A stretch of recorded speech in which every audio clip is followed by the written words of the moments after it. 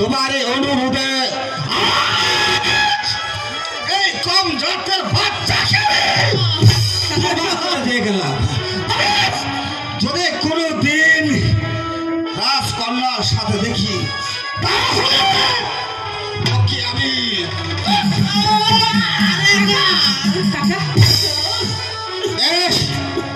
চলে এসো রেখা।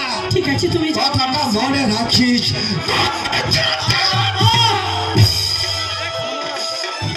কাজু কাজু কাজু রেখা, বন্ধু তুমি আমার প্রতি অভিমান করো না কাজু। অভিমান রেখা, তুমি হয়েছ রাজকন্যা আর আমি একজন সাধারণ চাষার ছেলে। তোমার সাথে